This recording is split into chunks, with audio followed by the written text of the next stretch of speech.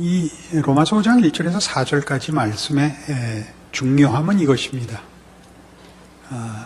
믿음으로 의롭다함을 얻은 자 된 기준에서 하나님의 영광을 바라는 궁극적 승리 사이가 있다는 것이죠. 예수를 믿어 하나님과 화평을 이룬 하나님의 백성된 신자로서의 출발과 하나님의 영광을 바라고 기뻐하는 궁극적 승리 사이가 있어서 그 사이에 환난이 그 시작과 승리를 잇고 있다고 얘기하는 것입니다. 우리 한국 교회는 이 문제에 있어서 별로 깊은 이해가 없습니다. 제가 받아온 신앙 교육이나 또 지금도 한국교회에 즐겨 사용되는 것은 이 시작과 끝이 사이가 없이 과정과 시간이 없이 둘이 붙어 있습니다. 예수를 믿어 하나님의 백성이 된 것과 그래서 영광의 승리라는 걸 붙들어 매려니까 감각적이거나 기적적이거나 혹은 어떤 임무거나 하는 것으로 둘을 묶을 수밖에 없었던 것으로 보입니다. 그러니까 시작이 곧 끝인 한 번의 결단과 헌신이 곧 완성인 것 같이 둘이 밀착되는 바람에 현실을 설명할 길이 없게 된 겁니다. 현실이 뭐냐 그러면 성경이 환난 기간이라고 말합니다. 이 환난은 적대적 세력에 의한 정치적, 사회적, 물리적 압박을 말하는 것이 아닙니다. 하나님의 백성으로 출발하였으나 영원한 약속의 자리가 유보된 그 기간 동안을 아직도 하나님을 대적하는 세상에서 살아야 하는 기간으로 우리에게 현실이 주어졌다는 것을 이해해야만 이해할 수 있는 단어인 것입니다. 우리가 믿고 우리가 소망하는 것이 우리의 것이 되기 위해서는, 현실이 되기 위해서는 예수님이 다시 오셔야 됩니다. 그때까지 우리는 구원받아야 하고 예수를 십자가에 못 박은 적대적 세력, 다만 물리적 적대 세력이 아니라 정신적, 사상적, 습관적, 관행적, 문화적 모든 면에서 하나님을 섬기기를 거부하는 세상 속에서 살아나야 됩니다. 이것이 성경이 말하는 환난입니다. 이 환난이 3절 이하에 보시듯이 다만 이뿐 아니라 우리가 환난 중에도 즐거워하나니 이는 환난은 인내를, 인내는 연단을, 연단은 소망을 이룹니다. 그러니까 예수 그리스도로 말미암아 하나님의 자녀가 된 시작에서 하나님의 영광이라는 궁극적 승리와 완성까지의 사이를 무엇이 잇고 있느냐 그러면 환난이 인내로, 연단으로, 소망으로 그 사이를 연결하고 있습니다. 그러니까 예수 믿고 아무 일이 없는 현실을 사는 것은 구랍니다. 이렇게 말을 하면 심할 수 있지만 사실이 그렇습니다. 대부분의 한국교회 교인들은 이중적으로 살고 있습니다. 현실을 교회 안에서는 얘기하지 못합니다. 너무나 강하게 이 시작과 운명이 묶여 있어서 그 과정이 어려운 것은 잘못 간 것이라, 틀린 것이라 하고 정죄해버렸습니다. 그것이 아직까지도 한국교회의 전통이고 그것을 대체한 것이 말하자면 기도, 봉사, 헌금, 그다음에 전도, 선교 등이었습니다. 그것은 사실은 현실을 사는 실제적인 현장은 아닌 것들로 그 둘을 묶었습니다. 그래서 교회에 오면 현실 얘기가 아니라 이상적인 얘기, 드라마를 얘기하게 된 것일 것입니다. 물론 여기 교회에 모여서 우리가 자신의 현실의 어려움과 고통만을 줄줄이 토해내는 것이 교회의 가장 중요한 일은 아닙니다. 물론 아닙니다. 그러나 그것을 서로 현실로 인정하고 전쟁터에서 살고 있다는 것을 서로 보아주는 눈과 따뜻함이 결여되었다, 그런 얘기입니다. 그런 차원에서 기독교 신앙에 세 가지 요소가 있습니다. 기독교 신앙의 세 가지 요소는 이건 제가 만든 겁니다. 첫째, 윤리입니다. 기독교 신앙의 중요한 성격. 첫째, 윤리. 둘째, 신학. 셋째, 현실입니다. 뜻밖의 정리인데, 시작을 좀 과하게 했는지 분위기들이 좋지 않으시니까. 그 신앙의 세 가지 성격에 현실이라는 게 들어간다는 건 얼른 납득이 안 되죠. 그죠? 제가 뭐라고 얘기하나 받았을 생각을 하지 말고 생각을 좀 해보세요. 아니, 신앙의 성격에 무슨 현실이 있는가? 이게 이제 제가 여러분들의 신앙생활의 실제를 이해시키고 납득시키고 유익해 하기 위하여 정한 것입니다. 윤리라는 것은 이 세상에 존재합니다. 세상에서의 윤리는 일종의 도덕입니다. 그것은 선한 것이며 옳은 것입니다. 그것은 하나의 법이고 덕목이죠. 기독교 신앙인에게 윤리는 덕목이 아니라 예수 그리스도를 아는 자의 실체를 말하는 것입니다. 예수 그리스도를 아는 자의 실체라는 건 무슨 뜻이냐 하면, 기독교인에게 있어서 윤리란 예수를 믿고 예수를 알게 되면 예수에 의해서 그의 존재와 인격과 성품과 삶이 영향을 받을 수밖에 없기 때문에 생겨나는 가장 특징적인 첫 번째 변화다, 그것입니다.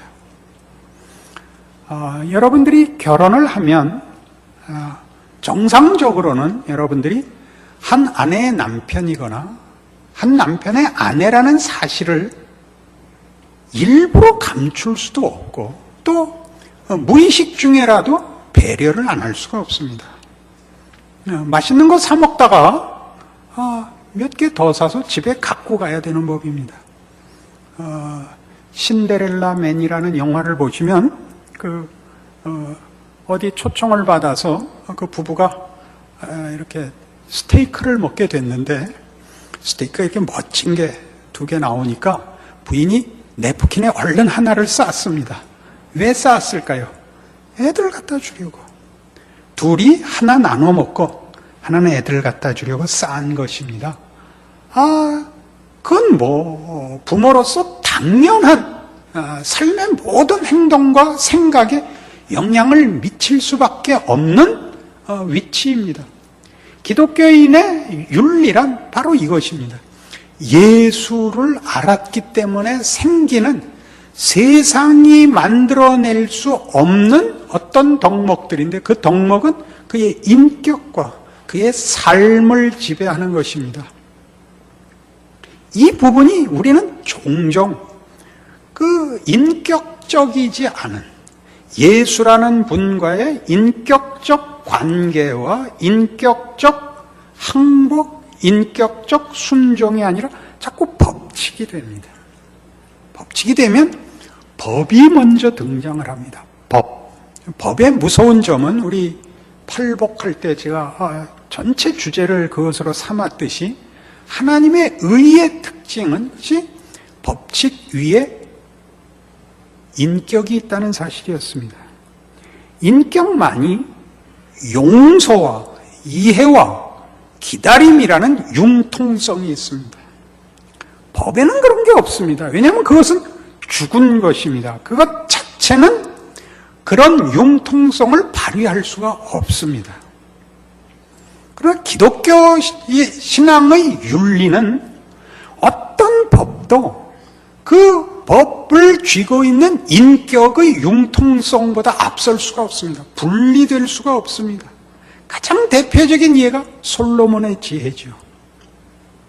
솔로몬의 지혜. 솔로몬이 왕이 되어 하나님 앞에 구합니다. 지혜를 주시옵소서. 왜? 하나님의 백성으로 산다는 것이 무엇인지 모범을 보일 수 있게 해주십시오. 오늘날 신약시대로 얘기하자면 예수를 믿는 기독교인이 됐다는 것을 어떻게 실천해야 되는지 가르쳐 주십시오. 하나님이 얼마나 기뻐하셨죠? 네가 부를 구하지도 않고 권력을 구하지도 않고 수명을 구하지도 않고 지혜를 구하였으니 내가 이것 위에 모든 것을 주겠다. 그리고 그가 가진 지혜가 무엇인지가 그 두 여인의 얘기에 나옵니다. 한 어머니가 아이를 깔아주겠죠. 내 아이다, 아니다, 내 아이다 싸움이 나자 솔로몬이 뭐라 그랬습니까? 바늘로 잘라라 했죠. 진짜 어머니가 참았죠. 살리는 것이 우선이지요. 살리는 것이. 아닙니다. 내가 잘못했습니다. 저 어미에게 주십시오. 솔로몬이 뭐라 그랬어요? 네가 진짜 엄마다. 이게 기독교 윤리입니다. 근데 우리의 윤리는 세상 윤리의 영향을 받아서 반 잘라라 그렇게 되죠. 이 얘기를 할 때 제가 왜 성질을 내는지 이해하시겠죠.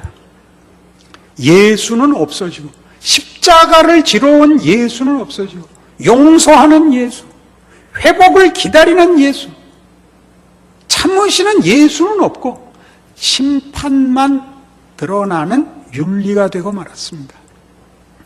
그래서 기독교 신앙의 가장 중요한 특징, 성격, 첫 번째 윤리라고 얘기할 때 그 윤리는 바로 이런 윤리인 것입니다. 예수를 아는가? 예수라는 분의 특별함과 묶여 있는가?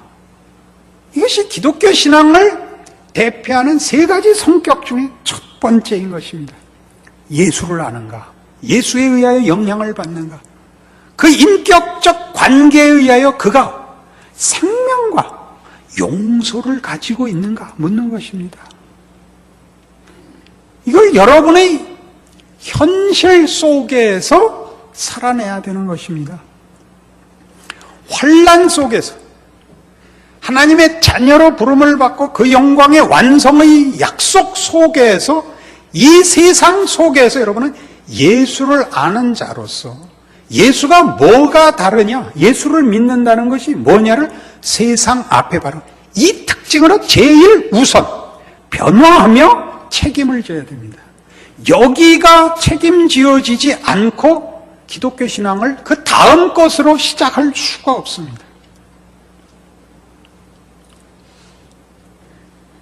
바로 이 문제, 예수를 아는가 하는 이 문제가 이론의 문제도 아니고 실용성의 문제가 아니라 인격적 문제이기 때문에 예수를 알고 예수의 영향 아래 묶인다는 것은 매우 신비한 과정을 통하여 각자에게 결실합니다.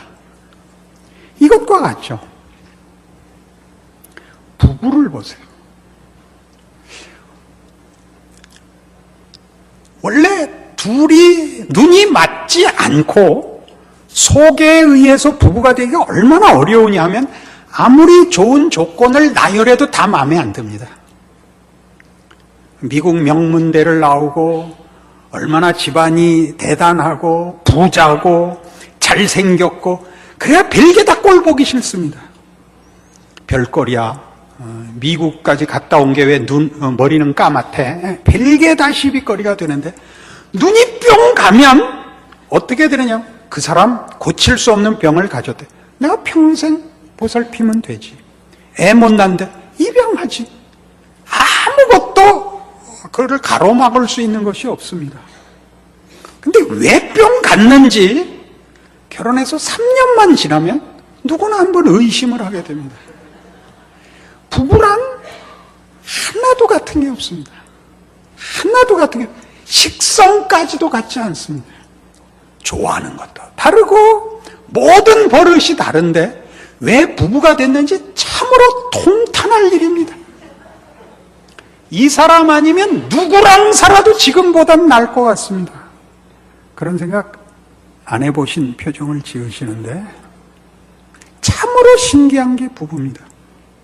그러나 그 뭐 하나, 그 눈길 하나, 어떤 몸짓 하나에 인생을 걸었던 것입니다. 그게 어떤 본질적인 뭐가 있습니다. 이 사람은 내 사람이다. 그럼 본질적인 어떤 묶임이 있습니다. 그것은 어떤 것으로도 대신할 수 없는 조건이고 이유고 운명이어서 왜라는 말을 하면 안 됩니다. 왜?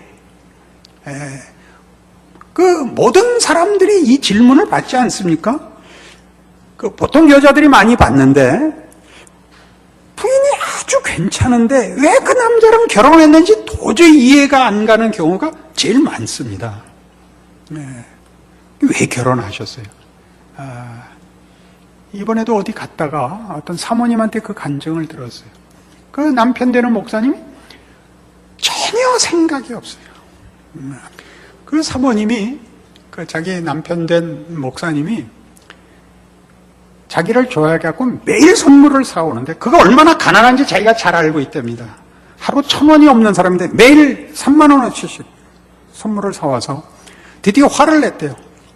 나 당신하고 사귈 마음 없으니까 꿈 깨고 잊으시오. 그리고 돌아왔는데 집에 와서 너무 눈물이 나고 죄책감이 생겨서 하나님 앞에 기도했답니다. 하나님, 제가 몹쓸 짓을 했으면 회개하오니 용서하여 주시옵소서.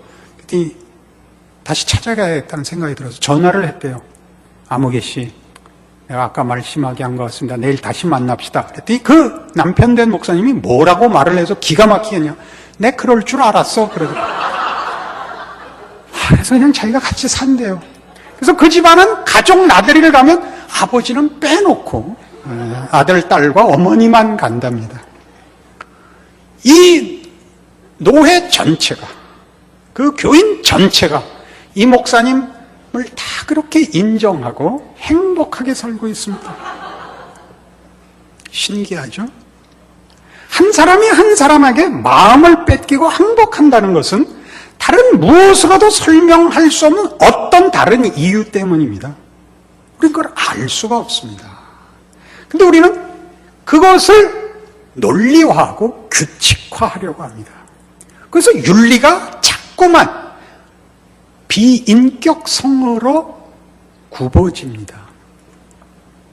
기독교 신앙의 첫 대표 성격이 예수라는 한 인격체에 있는 성격이라는 것을 놓치고 신령, 이상, 옳음, 능력 같은 것들로 이렇게 분리가 됩니다. 그래서 신앙도 같은 신앙 고백을 하고 있음에도 불구하고 자기식, 자기 과정, 자기 기호와 맞지 않으면 자꾸 그걸 돌려놓으려고 합니다. 서로가 서로를 자기 마음에 들게 하려고 하는 바람에 말이 재미가 없습니다. 말이 재미가 없다는 게 무슨 뜻인지 아시죠? 상대방이 얘기를 하면 경청을 해야 됩니다. 제가 겪은 가장 이 문제에 대한 가슴 아픈 현실은 이거였습니다. 제가 아프다는데 아무도 얼마나 힘드시겠어요. 그 말 하는 사람이 없고, 목사님 면역력이 떨어져서 그래. 이 멋대가리 없는 소리를 다 했습니다. 누가 몰라요. 내가 뭐 고쳐달래. 한 사람의 절절한 얘기를 들을 심정이 없으면 그는 예수를 믿는다는 게 뭔지 개뿔도 모르는 것입니다. 이건 뺍시다. 예수님이 우리가 있는 자리까지 같은 형편과 조건으로 찾아오신다는 것이 얼마나 놀라운 것인지 아십니까? 예수님의 성육신, 예수님의 십자가라는 말은 정말 놀라운 것입니다. 세상에는 없는 것입니다. 세상은 이해관계와 무관한 관심, 이해관계와 무관한 지원, 격려, 사귐, 관계라는 건 없습니다. 사고만 있죠. 사고. 이해관계를 떠나서 마주치는 관계는 사고일 뿐이죠. 기독교는 그렇지 않습니다. 기독교는 여리고를 가다가 강도 만난 사람을 돌보는 것입니다. 봉사와 구제가 아니라 예수 그리스도의 마음, 예수 그리스도의 인격, 예수 그리스도의 찾아오심에 그의 전 인격이, 그의 생애가 묶여진 것을 말합니다. 이것이 윤리입니다. 윤리라는 말을 우리는 근데 재미없게 쓰죠. 윤리라는 말로 서로를 다 억압하지요. 내 마음에 들고 내 식으로 생각하고 내가 원하는 모양으로 나타나라고 그러죠. 그러니까 옷은 왜 그따위로 입었어? 부터 시작해서 머리가 왜 길어? 안경은 왜 꼈어? 그럼 들고만 다니라고요? 이런 싸움, 이런 대화뿐입니다. 잘 생각해 보세요. 재미있는 말을 한 적이 있는가? 그러니까 대접받는 말을 하려면 놀라운 말을 해야 되는 것입니다. 놀라운 말, 기적, 성공, 인기, 유용성, 이런 얘기를 해야 되고, 한 인간이 겪는 아픔, 예민함, 다정함, 진실한 감성 같은 것은 나눌 틈이 없습니다. 왜래? 다들 그림을 그리듯이 비 오는 날 창가에서 커피 한 잔 들고 내다보는 행복, 이게 얼마나 무시무시하게 멋대가리 없는 건지 아십니까? 그 그림에 누군가 타인이 들어오면 행복이 깨지는 그림이죠. 누군가가 들어오는 순간 방해를 받고 긴장을 해야 되는, 둘이 마주보는 그림은 늘 없고 나 혼자 쳐다보는 나하고 나를 공격할 이유가 없는 사물하고만 있는 것이 우리의 행복한 그림의 내용이 되어버렸습니다. 윤리, 기독교 윤리. 그걸 이런 식으로 해결하는 걸 저는 질색으로 여깁니다. 옆 사람에 있는 사람과 인사하시고 하나님이 당신을 사랑하십니다. 주고받으시죠. 저는 그건 질색입니다. 그렇게 떼워버리기에는 너무나 중요한 것이기 때문입니다. 미국 가서 제일 놀란 게 뭐죠? 셀쭉 웃는 것입니다. 하이 하면서 양 입끝만 슬쩍 올렸다 내리는 것. 훨씬 무섭습니다. 우리 동양 사람들이 진심 어린 무표정으로 가는 게 낫지, 그렇게 웃는 데는 나중에 소름이 끼쳤습니다. 그들은 익숙하겠죠. 그게 아마 한 걸음 더 나간 걸 것입니다. 나는 당신을 공격할 의사가 없습니다라는 표라는 걸 나중에 알았습니다.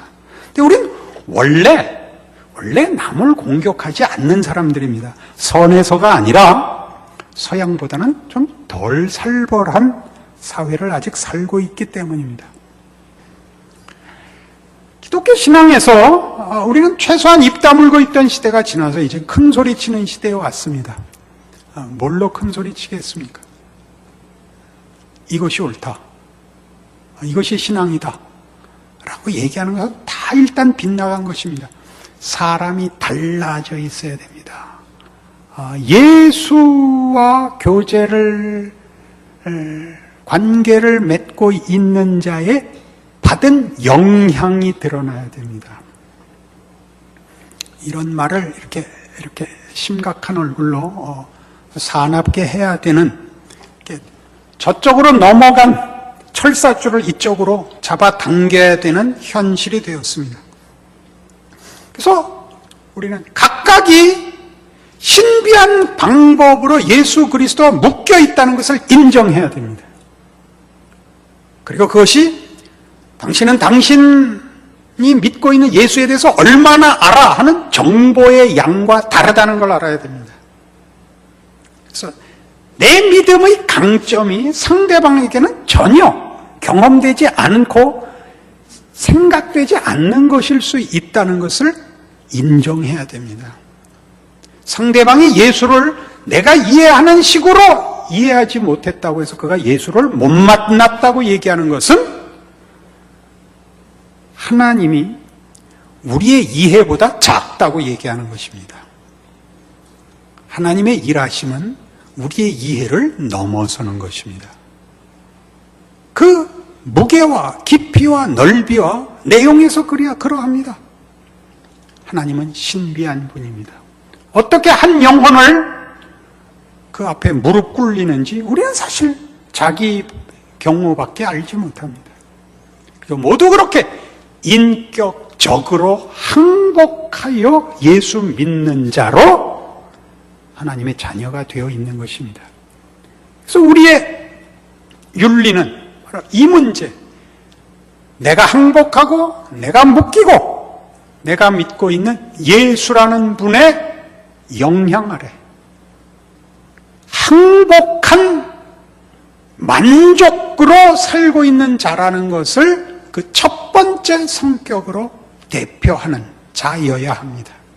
그리고 상대방이 그런 자임을 인정해야 합니다.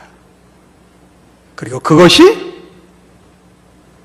이 시작과 영원한 운명 사이 현실에서 우리가 지고 있는 신자된 증언이며 유일한 무기입니다. 인생은 어떻게 잘 살아내느냐? 무엇으로 예수님께 영광을 돌리느냐 하는 다른 모든 문제들은 다 2차, 3차적인 것들입니다. 저 사람은 예수를 믿음으로 말미암아 예수에 의하여 지배받고 있는 사람이라는 것을 인격과 삶에서 증언해내야 되는데, 두 번째는 기독교 신앙의 중요한 성격은 신학입니다. 신학이라는 것은 학문적 차원에서 신앙을 정리하는 것을 말하는데요. 그게 왜 필요하냐 하면 우리의 신앙이 한 개인의 개인적 합의, 개인적 항복, 개인적 신념이 아니라 현실을 꿰뚫는 하나의 세계관이 돼야 하기 때문입니다. 한 개인의 사적 영역, 한 개인의 헌신에 불과한 것이 아니라 세상과 맞서 모든 삶의 영역과 정신에 대항하여 자기가 사는 현실 속에서 세상과 맞서 하나님의 통치를 구현하는 일을 맡고 있기 때문에 그것은 세상에 대한 이해 또는 영혼에 대한 이해, 인간의 가치에 대한 이해, 선과 악의 판별, 이런 모든 것을 포함하고 있기 때문에 그렇습니다. 이것이 신학적인 성격을 갖고 있지 않을 때에는 한 개인의 인격적 신앙이라고 아무리 강조해도 그것은 한 사람의 경험과 느낌의 범주를 벗어날 수 없습니다. 우리가 어떤 사람의 간증을 들을 때 그 간증의 소중함은 그 한 사람이 한 독립된 개인으로서 다른 사람들에 의하여 조작되거나 강요되지 않고 한 개인의 자유로운 선택과 의지 속에서 예수 앞에 항복했다는 데 늘 가치가 있습니다. 그러나 그것은 예수라는 분과 내밀한 관계로서 관계가 끝나는 것이 아니라 예수를 죽인 세상 속에서 이 세상이 하나님의 나라로 변해야 된다는 약속을 가지고 살아야 하는 사람이 자신의 신앙을 펼쳐내야 하는 자리로 부름받고 있다는 것과 연결되어야 합니다. 그렇지 않으면 우리의 신앙은 한 개인의 소원 속에 분리되고 현실은 그냥 막연하게 혹은 체념하고 혹은 타협하면서 살 수밖에 없게 됩니다. 이것은 기독교 신앙의 비겁한 면이 될 수도 있고 가장 무지한 모양이 될 수도 있습니다. 기독교 신앙은 핍박과 물리적 위협 앞에서 숨어야 되는 것이 당연하지만 그 숨음은 결단코 도망가는 것을 의미하지 않습니다. 세상의 위협과 공포에도 불구하고 예수 믿는 것을 놓을 수 없음을 반증하는 것으로는 쓰여도 필요하다면 순교를 각오하도록 되어 있습니다. 순교를 각오한다는 것은 우리의 현실 삶 속에서 이해관계보다 우선하는 하나님의 백성으로서의 삶의 책임을 인식하고 노력하고 그걸 드러내야 하는 사람으로 부름받고 있다는 걸 알아야 하는 것입니다. 공적인 영역과 사적인 영역의 구별 없이 하나님의 사람임을 증거할 책임을 지고 있다는 인식을 해야 됩니다. 오늘날 현대 사회에서 기독교인들의 비겁함은 기독교 신앙을 한 개인의 내밀한 취미나 어떤 사소한 일을 위한 필요 정도로 축소시킨 것이죠. 그래서 공적인 신자의 모습을 안 합니다. 굉장히 이제 습관이 돼서 고치기 많이 어려운 것 중에 하나인데 성경책을 들고 교회에 온다 이런 일들이 많이 줄었죠. 그리고 교회 와서 적극적으로 참여하여 내 교회를 지킨다. 교회에서 책임을 맡는다 하는 일들이 자꾸 줄어들고 있죠. 그러면 골치 아픈 일들은 없어지겠지만 신앙인으로서 사는 인생 전체에 걸친 하나님과의 동행이라는 적극적인 신앙적 인생을 포기할 수밖에 없게 됩니다. 굉장히 생각하면 생각할수록 어려운 책임입니다. 신앙인으로 산다는 것은 만만치 않습니다. 타인의 공격과 비난과 오해 앞에 노출되어야 하는 것입니다. 이게 귀찮으니까 현대사회는 자꾸 숨어버리고 강요하지 않고 비난받지 않으려고 합니다. 이것은 그 시대적 하나의 사조이기 때문에 오늘날 현대사회 속에서 한국교회도 이 일로부터 멀지 않습니다. 큰 교회로, 대형 교회로 이렇게 양극화되는 이유는 숨을 수 있기 때문이죠.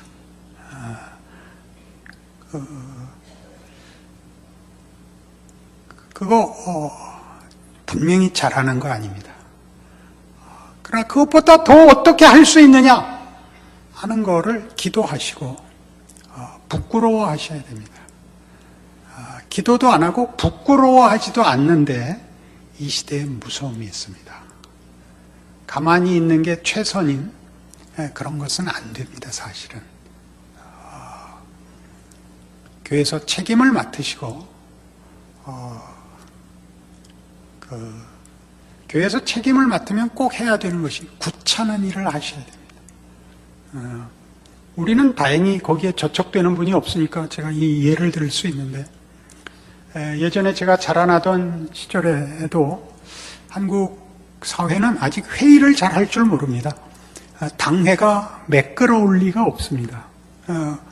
민도와 다 같이 가는 거니까 회의가 여러 안을 얘기하고 타협을 하고 절충을 하고 기다린다는 것을 잘 모르기 때문에 예전에도 저 자라난 교회 보면 당회를 하면 밖에서도 들리게 고함 소리가 들렸습니다.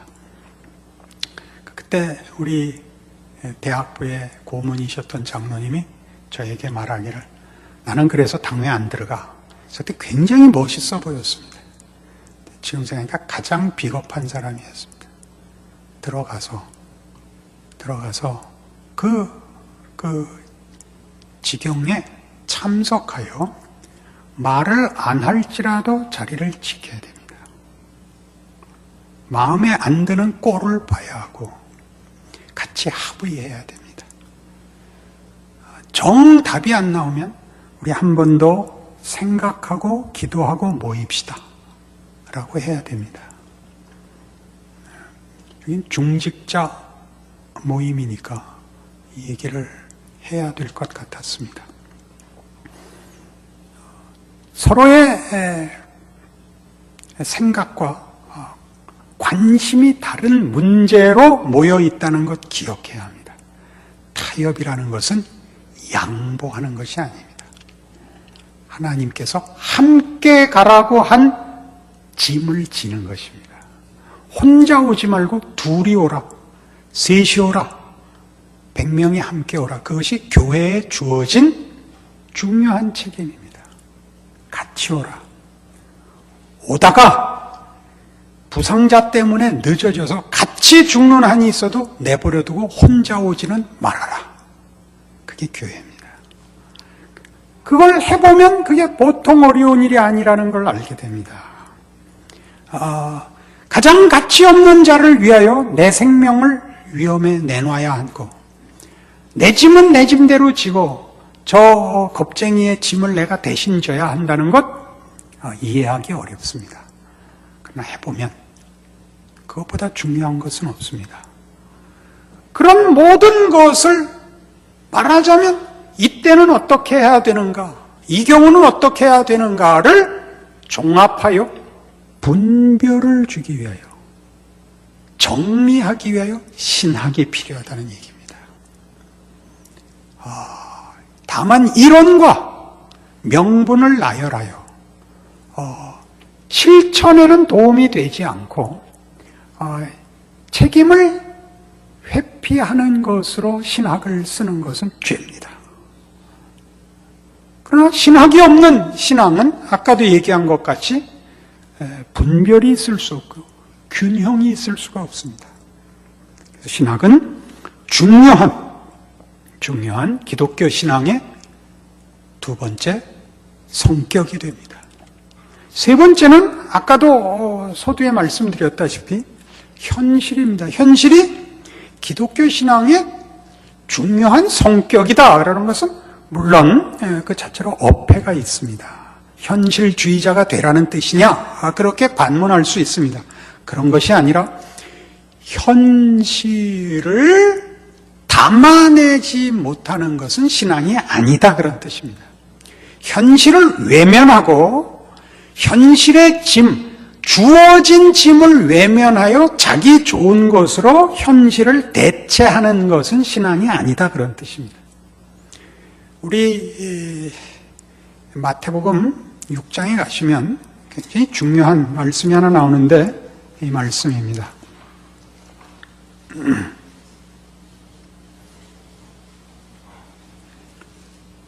마태복음 6장 33절, 그런즉 너희는 먼저 그의 나라와 그의 의를 구하라. 그리하면 이 모든 것을 너희에게 더하시리라. 그러므로 내일 일을 위하여 염려하지 말라. 내일 일은 내일이 염려할 것이요 한날의 괴로움은 그날로 족하니라. 옛 번역에는 그러므로 내일 일을 위하여 염려하지 말라. 내일 일은 내일 염려할 것이요. 이렇게 됐던 것을 이번에 번역을 바꿨습니다. 원문에 더 가깝게 내일은 내일이 염려한답니다. 그건 무슨 뜻이냐면 신앙생활을 하면 현실이라는 것이 내가 원하는 것이 아니라 주어지는 숙제같이 옵니다. 하나님이 정하십니다. 이 비극과 고통을 하나님이 주신다는 의미가 아니라 하나님이 세상의 권세와 세상의 반대를 우리로 겪게 내버려 두십니다. 그래서 우리를 그 하루 동안에 위협하고 시험하고 유혹합니다. 그 도전에 우리가 답해야 됩니다. 그 도전에 답해야 됩니다. 우리 처음 시작할 때 봤던 로마서 5장에 있듯이 이 환난이 인내를 만듭니다. 인내란 경험이라는 뜻입니다. 경험하게 하여 우리를 인내로 연단합니다. 근육이 붙게 합니다. 머리로 아는 것이 아니라 내 몸이 알게 합니다. 예전에 학교 다닐 때 시험 보시면서 다 아셨다시피 알고 있다고 생각했는데 시험 문제에 답을 못 쓰는 경우는 늘 있는 일입니다. 시험을 보는 것은 경쟁 사회 속에서 등수를 매기는 일 때문에 생겼지만 사실은 알고 있는 것이 정말 자기 실력인가를 확인하게 하는 방법이었습니다. 내가 알고 있다고 생각하는 것을 실제로 써보라고 하자. 실제로 살아보라고 하자. 결함이 있다는 걸 알게 하는 것이었습니다. 우리 평소에 걸어 다니면 다리나 허리가 얼마나 튼튼해야 되는지 전혀 모릅니다. 그러다가 한번 허리가 삐끗하거나 무릎이나 발목이 삐끗해 보시면 그것이 얼마나 큰 일을 하고 있는지 비로소 압니다. 우리는 운동의 필요도 알게 되고 주의해야 된다는 것도 알 필요가 있습니다. 다만 근육이 튼튼해서 다가 아니라 잘 봐야 한다는 것도 알게 됩니다. 여러분 계단 내려오다가 다 내려온 줄 알고 발을 디뎠는데 한 칸 더 남아서 휘끈해 본 적 있으시죠? 그건 눈 잘못입니다. 다리 잘못이 아니고 눈은 얼굴에 붙어 있으니까 걷는데 눈이 필요하다는 상호관계를 우리는 평소에는 의식하지 못하고 그 상호 의존 관계를 적절하게 써먹다가 실수를 하고 배웁니다. 우리가 우리의 인생 속에서 도전을 받자, 시험을 받자 우리의 실력이 무엇인가가 드러납니다. 이것이 현실입니다. 그래서 기억에 알리스터 맥그라스 같은 학자는 신자에게는 두 개의 텍스트가 있다 그럽니다. 하나는 성경이고 하나는 현실이다 그럽니다. 현실의 텍스트죠. 교과서에 쭉 가르침이 나오고 뒤에 문제가 나온 셈입니다. 그 문제를 풀어봐야 앞에 걸 제대로 이해했는지 못 이해했는지 본인이 확인할 수 있습니다. 그것이 현실입니다. 현실은 우리에게 우리가 신앙을 우리의 머리로 소원으로 가지지 말고 우리의 몸뚱아리를 가지고 구체화시킬 실력을 가지고 현실을 담아내라고 요구하는 것입니다. 우리 그 현실 속에서 늘 오해하는 것 중에 하나가 무엇이냐 하면 소원하고 있고 그 진심이 있으면 그것이 자기 실력이라고 생각한다는 것이죠. 조금 초점이 약간 빗나가지만 이런 예화를 하나 나눌 수 있습니다. 전쟁이 일어나면 그 전까지의 전술들은 먹히지 않는답니다. 그 전에 했던 전술들은 이미 누구나 다 알고 있는 거라서 소용이 없답니다. 그래서 언제나 실제로 전쟁이 일어나면 그 통상적인 생각에서 벗어나는 창의력을 가진 사람이 있어야 된답니다. 남북전쟁 때는 그것이 북군을 승리케 한 그랜트 장군이었고 2차 대전 중에는 같은 사람이었습니다. 그 고지식한 편견에 잡히지 않는 저게 허를 찌르는 맥을 끊는 그런 안목이 그 하나의 천재성을 가지고 발휘되어야 하는 것입니다. 그런데 재미있는 것은 어느 나라나 언제 전쟁이 일어날지를 모르니까 군대를 상비하고 있습니다. 군대를 늘 갖고 있고 훈련시키고 데리고 있습니다. 그럼 누가 진급을 하느냐 하면 모범생이 진급을 한답니다. 그래서 이 모범생이 총참모총장이 된답니다.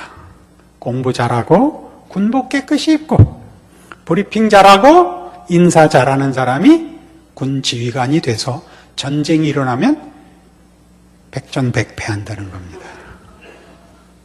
왜냐하면 비상시에 쓸 사람을 평상시에 선정해 놓아서 평상시에 훌륭한 사람을 비상시의 임무를 위하여 올려놓기 때문에 비상시가 되면 바보일 수밖에 없답니다.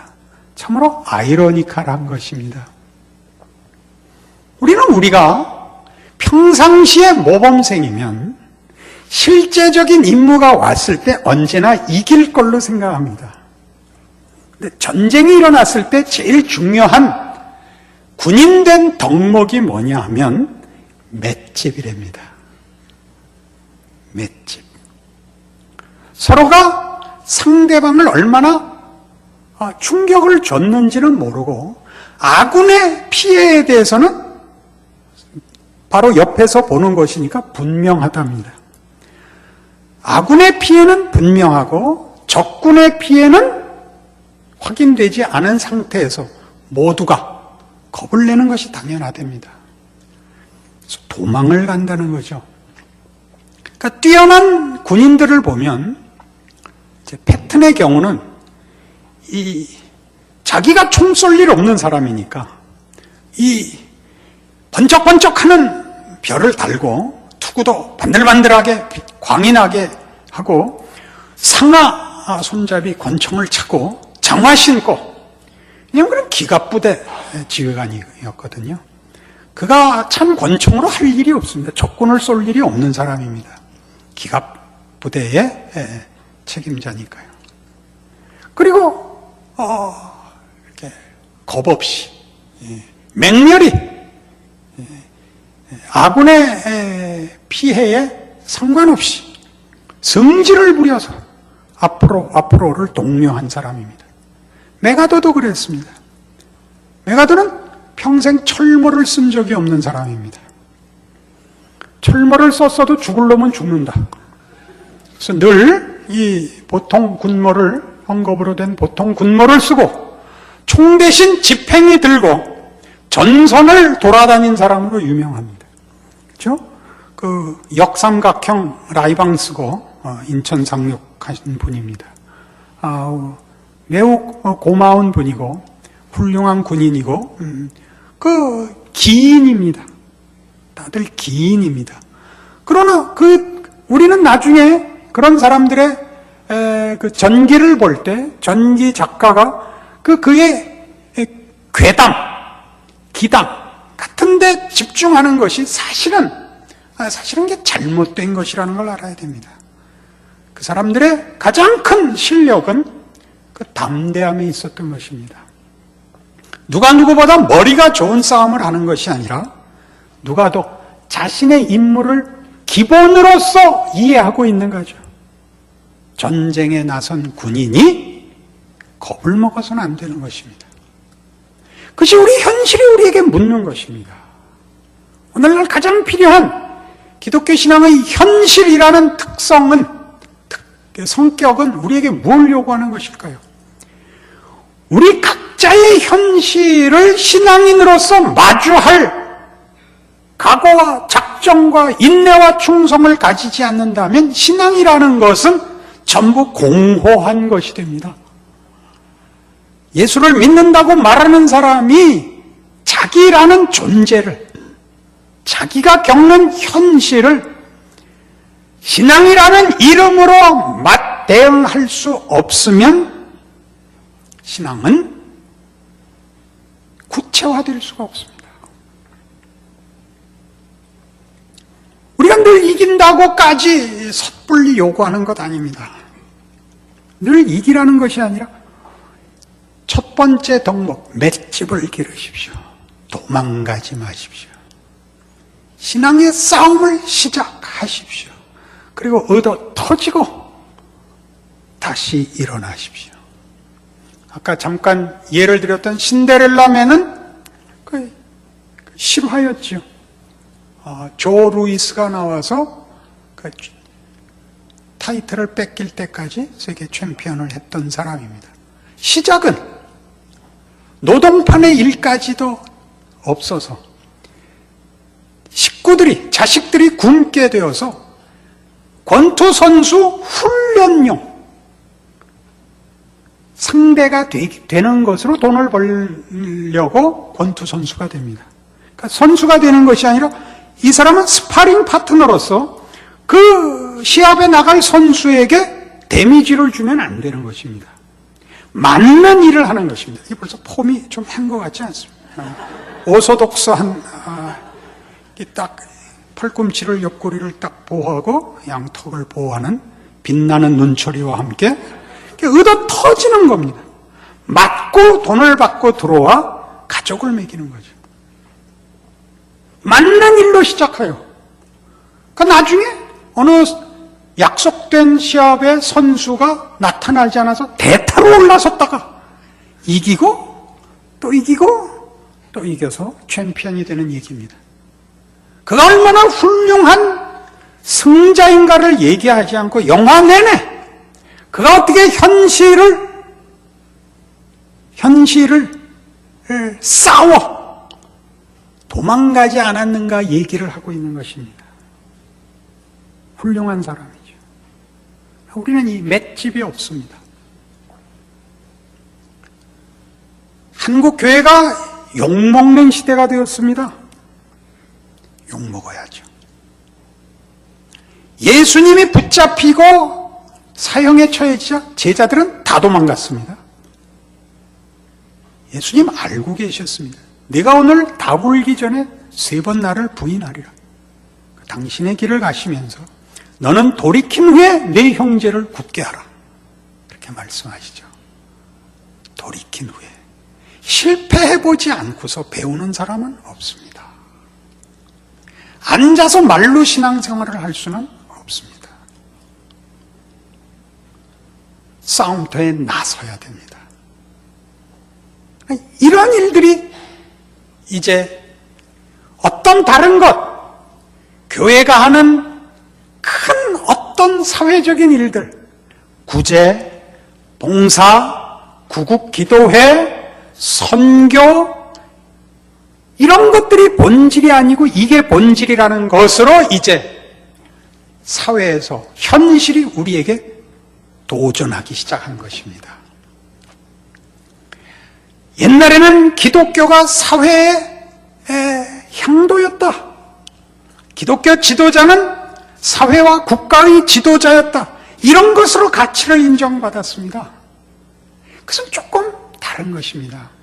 기독교가 일반인들에게도 유익한 것이다 라는 것으로 기독교를 설명하는 것은 사실 본질에서, 초점에서 슬쩍 벗어난 것입니다. 유용하다, 무해하다, 이런 정도로 기독교가 소개되는 것은 사실 가슴 아파해야 됩니다. 그렇게 이해되지 마십시오. 욕을 먹는 상황 속에서 같이 십자가의 수치와 오해를, 고통을 감내할 각오를 하기 시작하셔야 됩니다. 그런 것이 없으면 이제 분명해진 것은 교회를 지킬 다른 방법이 없다는 사실입니다. 교회가 진정한 신자를 만들어내지 않는다면 교회는 무엇으로 그 정체성을 유지하며 세상 앞에 스스로의 정체성을 확인시키겠습니까?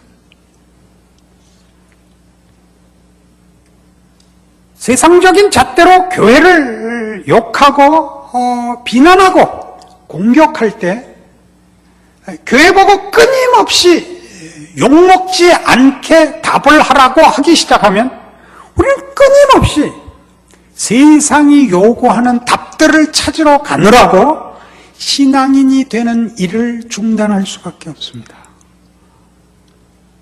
이 책임을 지실 수 있습니까? 만만치 않은 숙제입니다. 원래 세상은 기독교를 모릅니다. 예수가 누군지 모릅니다. 많이 봐줘서 무슨 4대 현인, 무슨 또는 4대 철인에 듭니다. 과연 그럴까요? 그렇지 않다는 것 여러분이 알고 있습니다. 그것을 여러분의 삶에 담아내십시오. 이 현실을 그런 도전으로 인하여 우리가 누구인가, 우리가 누구를 섬기고 있고 우리가 섬기는 이가 우리에게 도대체 어떤 변화를 주었는가를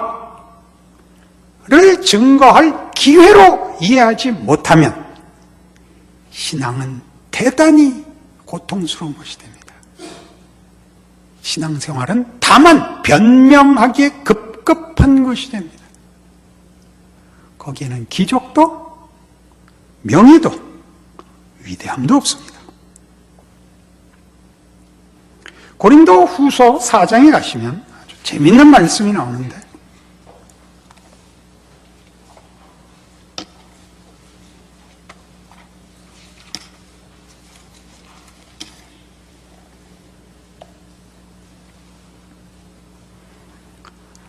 사장 5절 보시면 고린도후서 4장 5절 우리는 우리를 전파하는 것이 아니라 오직 그리스도 예수의 주 되신 것과 또 예수를 위해 우리가 너희의 종된 것을 전파함이라. 어두운 데에 빛이 빛이라 말씀하셨던 그 하나님께서 예수 그리스도의 얼굴에 있는 하나님의 영광을 아는 빛을 우리 마음에 비추셨느니라.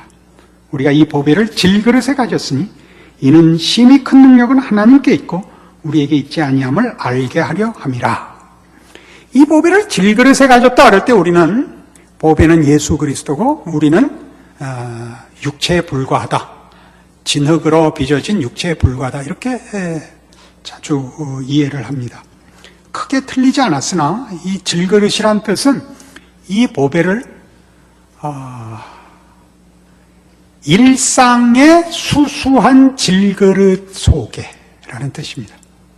일상의 수수한 삶 속에 하나님이 이 보배를 감춰 놓으셨답니다.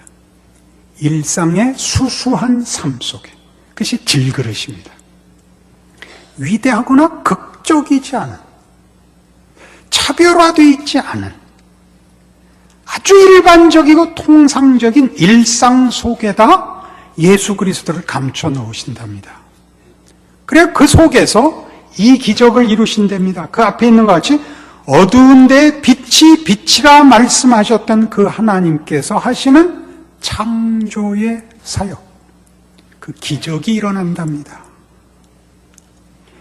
여러분 신앙생활 하면서 이런 경험 하셨는지 모르겠지만 우리가 신앙인으로서 가지는 자책, 부끄러움, 고민, 갈등 이런 것들을 옆에서 보는 사람들이 큰 증거로 채택하는 거 아십니까? 우리가 꼭 넉넉하고 모든 일에 분명하고 기적적인 증거를 받는 것으로만 일하는 것이 아니라 우리가 모든 사람이 가책을 받지 않는 일에 괴로워하며 자신의 신앙만큼 살지 못하는 일을 부끄러워하는 것으로 사람들의 영혼과 양심에 하나님이 문을 두드리십니다. 이게 없어졌죠. 말로 하는 가장 이상적인 명분과 실제로는 전혀 하지 않고 숨어버리는 회피라는 양극화만 남았습니다.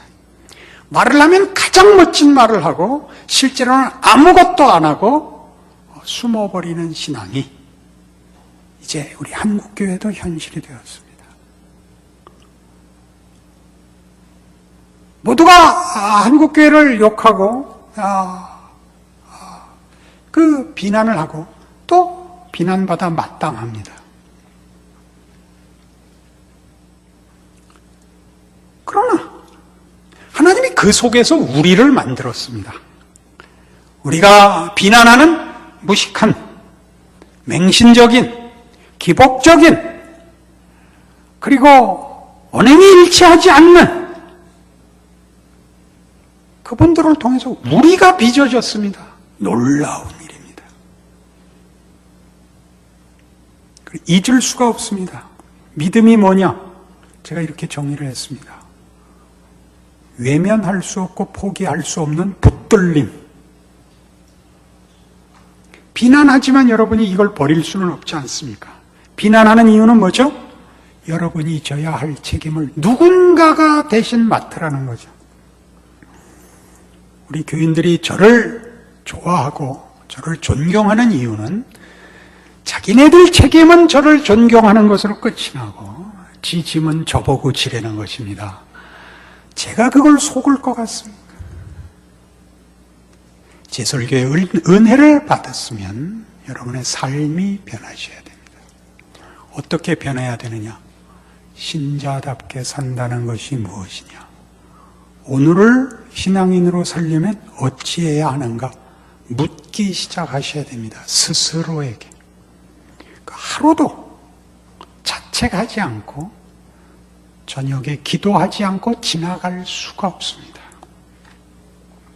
일주일에 한 번 와서 회개하는 것은 생각 없이 일주일을 보낸 탓입니다. 교회에 오니까 생각이 난 겁니다. 그래서 그러지 마시고 저녁 잠자리에 들 때 생각이 나셔야 됩니다. 왜 이렇게밖에 나는 못 살까? 더 멋있게 살려면 어떻게 해야 되는가? 멋있게 산다는 게 뭔가? 신앙의 승리는 어떻게 오는가? 내가 세상과 타협하느냐, 하나님과 타협하느냐가 얼마나 큰가? 그런 것들이 자꾸 여러분에게 질문으로 잊을 수 없는 자책으로 돌아오셔서 주일날 와서 회개할 것이 없게 돼야 됩니다. 매일 회개하고 매일 울어서 주일날 오면 은혜를 구하고 앞날을 구하고 돌아가셔야 됩니다. 근데 주일날 와서 지난 일주일을 회개해야 된다는 것은 방학이 끝났는데 방학 숙제해야 되는 그런 입장과 같습니다. 그것이 현실입니다. 현실이 우리를 놓아두지를 않습니다. 그것은 우리의 적이거나 방해물이 아니라 하나님이 우리를 깨워놓는, 살아있게 하는, 반응하게 하고 노력하게 하고 분발하게 하고 실험하게 하고 확인케 하고 성숙시키는 기이한 하나님의 인도입니다. 현실을 외면하는 자는 신앙인이 아닙니다. 꿈만 꾸는 자입니다. 약 먹은 사람입니다. 그래서 기독교 신앙의 가장 중요한 3대 성격은 윤리요, 신학이요, 현실이 되는 것입니다. 여러분에게 이 3가지 성격이 있는가 보십시오. 이 요소의 중요성을 이해하고 있는가 보십시오. 그럼 자연스럽게 신앙과 신자의 책임이 여러분에게 숙제가 되고 책임을 져야 하게 되고 그리고 나면 당연히 교회와 교회에서의 책임이 얼마나 귀중한 직분인가를 이해하게 되실 것입니다. 여러분의 신앙적인 봉사는 교회 안에 국한되지 않고 여러분이 몸담고 있는 인생과 사회와 현실 앞에서 기적의 근거가 될 것입니다. 그런 신앙인이 되도록 부름받은 것 외면할 수 없습니다. 각각 하나님 앞에서 이 질문과 이 부르심 앞에서 답하시는 여러분 되기를 바랍니다. 기도하십시다.